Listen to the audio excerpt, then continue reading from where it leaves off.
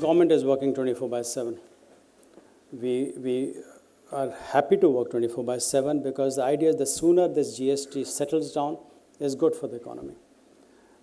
There are issues such as real estate, you read about it. Hopefully some decision will be taken.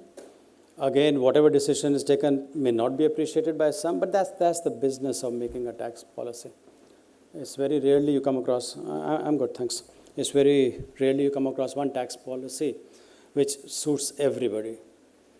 But so long as it suits the majority, and importantly, so long as it doesn't hamper businessmen, we in the tax department are happy with that. Because our philosophy is that you guys set up an industry or you set up an enterprise not to pay taxes. I don't mean you want to evade tax, but you're in the business of production, you're in the business of supply. The headaches associated with tax, we would be so happy if you didn't even have to spend 1 minute, and tax payment should be a very smooth affair. So we are endeavoring to reach that. We are in mid-course right now, but I'm quite sure that if we meet maybe after 1 year, it will be a much happier audience than I see now.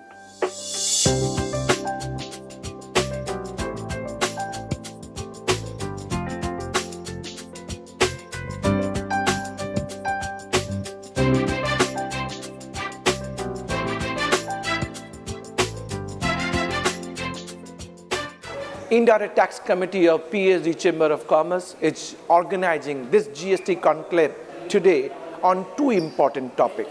First, we are going to discuss important changes in GST law effective from 1st of February 2019.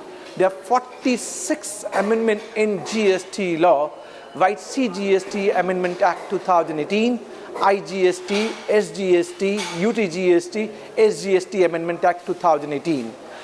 Alongside, we are also discussing GSTR 9 annual return and GSTR 9C for GST audit. We have raised a number of concerns from trade, industry and commerce. We are taking views from the trade members. We'll compile those suggestions and we'll send to the government. Government is very positive, receptive, they are listening our voice, and they will definitely do the correction in this regard to make GST good and simple. Importantly, 3 points which I would like to highlight in Amendment Act, which is effective from 1st of February 2019, we are looking for change. Section 49A talks about order of utilization of credit. There may be a situation, if we follow 49A, I will not be able to use my credit and will end up paying in cash. This is additional blockage of my working capital for the trade members. Second, recovery of taxes. Like what happened if I'm having distinct person, two registration, then 79, section 79 says that the taxes may be recovered from another distinct person under the same PAN number. Then why can't we have provision of credit can be passed on by one registered distinct person to another distinct person? And third, pre-deposit for filing appeal before Commissioner Appeal and Tribunal.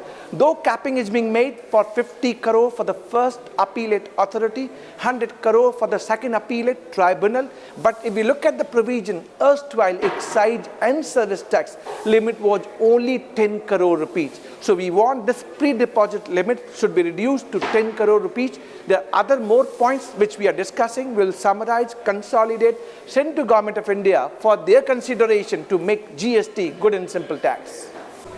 In today's workshop, we are discussing about the changes made by the GST Amendment Act.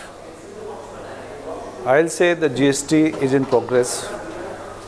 We started GST from 1st July 2017, and we are on with the process that what are the difficulties or hurdles comes in between, the government will look into it and gradually will remove those all hurdles.